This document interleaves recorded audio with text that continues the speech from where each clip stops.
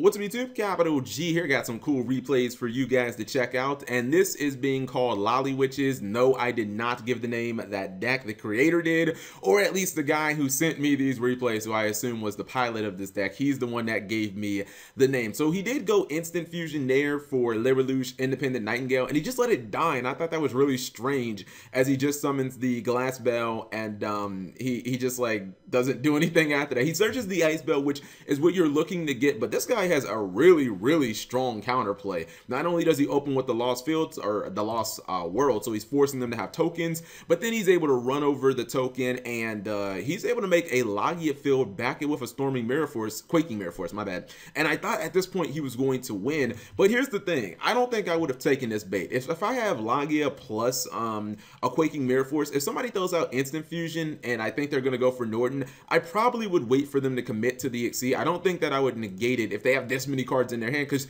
I mean, he knew that he had Ice Bell, and I was like, okay, well, whatever. I guess he's not scared of Crystal Wing Synchro Dragon. He's got the Quaking Mirror Force, so that's what I kind of thought. I was like, you know, oh, okay, Crystal Wing's gonna get wrecked by Mirror Force, but no, guys, he actually is not going to go for that. Psych! He activates Polymerization, then he brings out the little seen, or the very seldom seen, Wind Witch Crystal Bell, who actually is going to copy Independent Nightingale's effect. You guys know what happens when you do that. You get that huge burn damage, and then you can just attack for game. It's obviously unaffected by all the card effects, so you know it can basically just ignore the Quaking Mirror Force. And this card is weird. I've always thought that it didn't traditionally fit that well into what's it called. It doesn't fit all that well into like Wind Witches, because it is a fusion, and obviously Wind Witches are synchro based. If you don't know why Wind Witches have a fusion, it's because of the anime. Like if you watch the anime, I think it's in like it's when they go to the fusion dimension. It's like in the one, like maybe around the 1 teens or something like that. So anyways,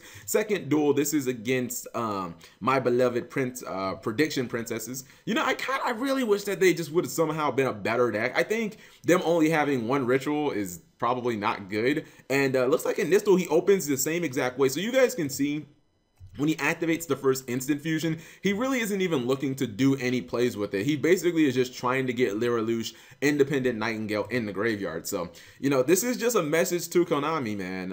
The problem was really Independent Nightingale. He tries the ritual summon with Prediction Ritual. That's going to get hit with a Solemn, and he has to pass. If you would have gotten that Pot of Taboos in the grave, I think this duel might have been, or not in the grave or on the field, this duel might have been a little different. You see, right, once again, he summons the Crystal Bell. I believe he used what's it called?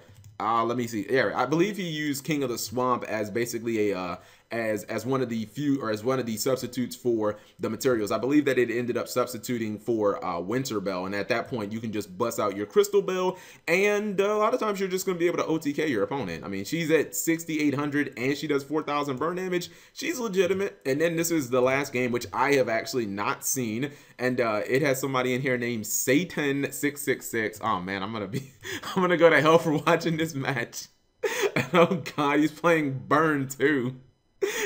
He's playing some type of, well, is this, I don't know what this is. I see Marshmallow, so I assumed, like, I assumed it was Burn, you know what I mean? So Satan666 plays Burn confirmed. He activates Where Art Thou? Okay, I really want to see where this one's going. He makes the, okay, so he's going to make the Winter Bell, but he's not going to go into his fusion here. He attacks in the Marshmallow, getting play. Oh, he goes into Crystal Wing Synchro Dragon. Fair enough. That's a strong card. Now I have no idea how he's going to summon these Sacred Beasts.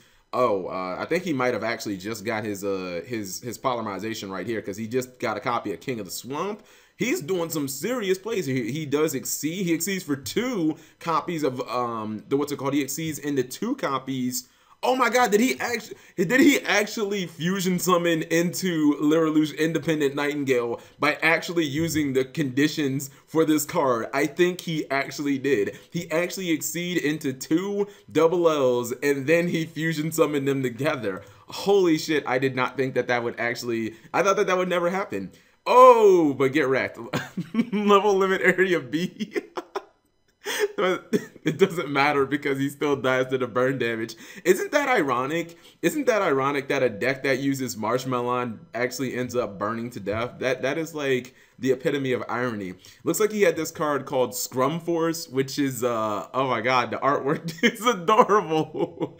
It's got Jerry Beans Man and Beaver Warrior. Shout outs to the kid Slager. But anyways, I saw these duels, well, at least I saw the first one, and I thought it was pretty interesting. Really what made me watch these the duels was just the name LoLi Witches and OTK, and I was like, well, it has to be something related to Wind Witches, but I didn't think that it would be Lyriluche and Wind Witches combined into one deck, and apparently it works at least a little bit. I mean, basically just Independent Nightingale is the whole show. So if you guys enjoyed, give the video a thumbs up, and thank you guys for watching as always.